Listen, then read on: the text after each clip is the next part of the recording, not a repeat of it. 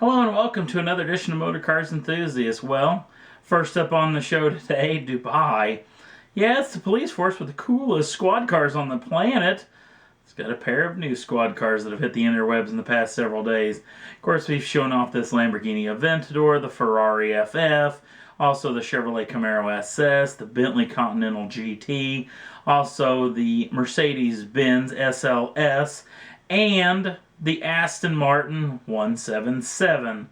These two new vehicles that they have are not in the rarefied air of some of those high-end, as far as some of these vehicles being very, very on the expensive side, especially that 177. That's a pretty rare bird to be showing off as a squad car. The new vehicles they have now, in the background, you can see it. It's a Roush Performance 5-liter Mustang. In the foreground, it's a brand new Grand Coupe M6. So maybe a tad bit more on the practical side, at least definitely on the south side of maybe $100,000. Even though I'm not for 100% sure about that Grand Coupe, but tell you what, it's a pretty interesting place, Dubai, and their crime-fighting vehicles get more and more interesting as the days move on. Next up on the list, Maserati's in the news.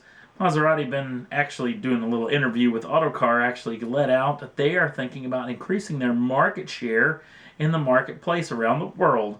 And one way they're wanting to do that is by building a lineup of smaller vehicles, aka maybe some entry-level type models. Now they build the Gran Turismo here and the Quattroporte, which to me is the best name of any automobile. I would just own a Quattroporte just to say Quattroporte. Now, they're going to build a smaller lineup of these vehicles, a 4-door version and a 2-door coupe. And these vehicles are going to be a lot smaller in size and less expensive. Apparently, this might have been what Ferrari was talking about when they were going to let out some of their excess production and try to rein that back into around 7,000 units. They were going to use some of those Ferrari employees to work on a brand new engine for Maserati. Apparently, this might be this twin turbocharged V6 that Maserati is working on. That's supposedly going to go in these smaller models. So we'll wait and see what comes officially from Maserati in the days to come.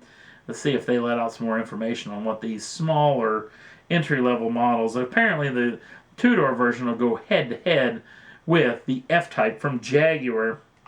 Next up on the list, well, we showed off this car many months ago, which is the Audi R8 V10 Plus. Now, this particular vehicle got a little bit of tweaks here and there. Well, a vehicle that from Audi that's been hitting the interwebs pretty hard here recently has been this particular model, which is the R8 V10 Plus GT. Now, the GT comes with a lot of cool little tech, including front and rear spoilers. Now, the picture that's been floating around here recently has been showing it around the Nürburgring, and the wing looks twice the size it does in this particular picture. But the rear spoiler and the front chin spoiler are all done in carbon fiber. It actually got a couple of winglets up on the front wings, if you will, to give extra downforce to the automobile. Also, it's going to have carbon ceramic cross-drilled rotors and massively bigger calipers for a lot more stomping force when it comes to applying the brakes. And the 5.2-liter V10 is going to be stretched out a little bit more to be making somewhere between 575 to 600 brake horsepower. No real official news when it comes to this particular vehicle, but we'll see some more on it very, very soon.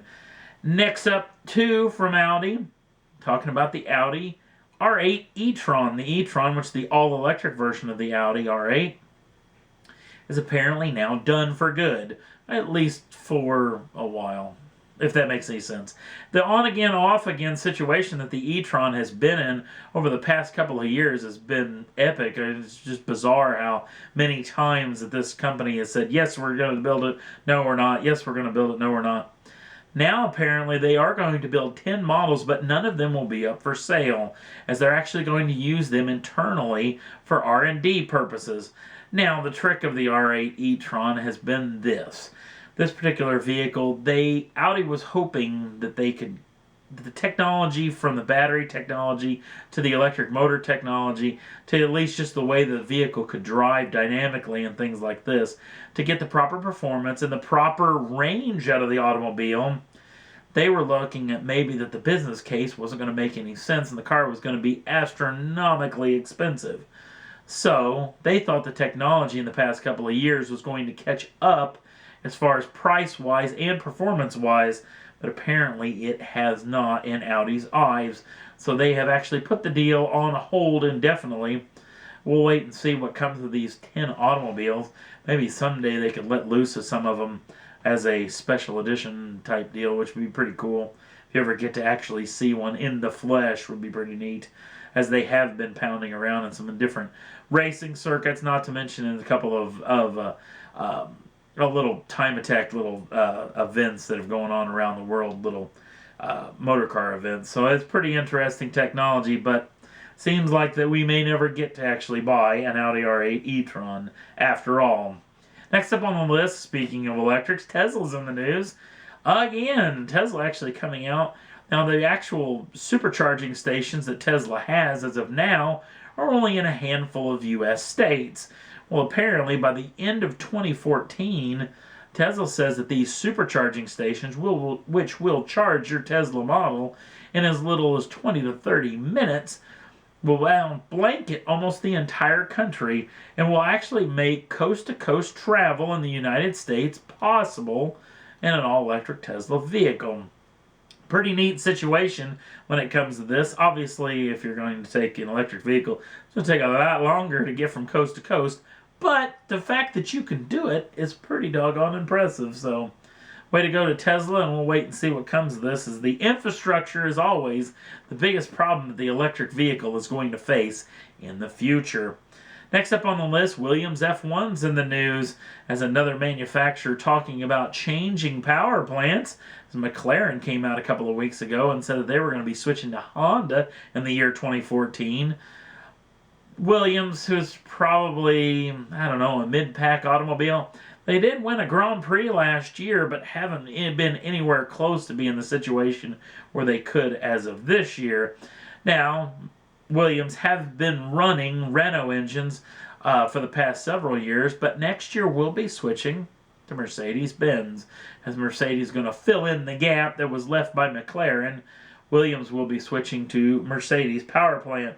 Now, also, the engine technology actually changes, which is kind of why Honda's heading into this deal. The 2.4-liter normally aspirated V8 that all Grand Prix cars run as we speak will be switching to a 1.6-liter twin-turbocharged V6 properties coming up in the year of 2014, which is going to change Formula One again, which is pretty doggone exciting. Racing's been pretty good this year, so I can only hope that it's going to be as good, if not better, in the year of 2014. And that's all there was that I thought was worth talking about for this week's Motor Cars Enthusiasts. If you want to jump on over to the Facebook page, the link's down in the show notes. It'll take you right over there. You can like us over there and check out all the goofy pictures we put up each and every day, as it's updated every day. Also, you can subscribe to the channel, and you can become the first dibs on the brand new shows as soon as they come out.